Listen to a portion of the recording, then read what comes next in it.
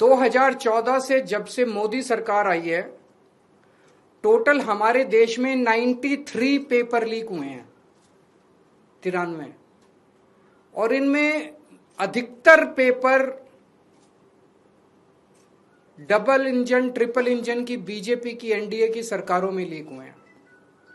लगभग 6 करोड़ युवाओं का भविष्य इन 93 पेपरों में बंद था। 6 करोड़ लोगों का भविष्य बर्बाद हो गया इन 93 पेपर जो लीक हुए। इनमें मोस्टली पेपर लीक हुए राजस्थान में, उत्तर प्रदेश में, उत्तराखंड में और गुजरात में। इन 4 राज्यों में सबसे ज्यादा पेपर लीक हुए। इन चारों राज्यों में बीजेपी की सरकारें हैं। तो ये इत्तेफाक नहीं है कि इन चारों राज्यों में बीजेपी की सरकार है, केंद्र में बीजेपी की सरकार है, नीट का पेपर लीक हो गया। और अभी पिछले 1-2 दिन से खबरें आई हैं, ये जो नीट का पेपर लीक हुआ है, इसका एपिसेंटर भी राजस्थान है, और इनमें जो 2-4 लोगों के ऊपर सुई गई है वो भी बीजेपी के नेता दिखाई देते हैं।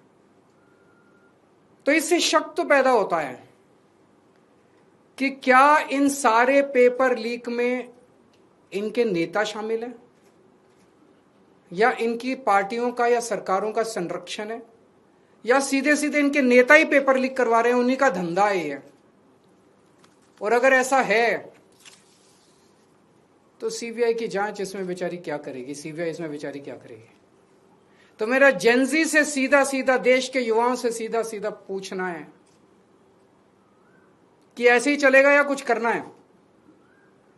ऐसे ही हर साल आप देखो, 2017 में पेपर लीक हुए, उसके 4 साल बाद 2021 में हुए, उसके 3 साल बाद 2024 में हुए, उसके 2 साल बाद 2026 में हुए, अब उसके 1 साल बाद 2027 में होंगे, और हर साल पेपर लीक होंगे अगर आपने कुछ नहीं किया तो।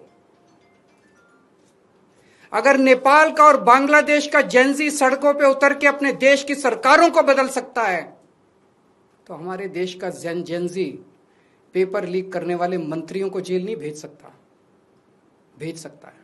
मुझे अपने देश के जेनजी पे पूरा भरोसा है।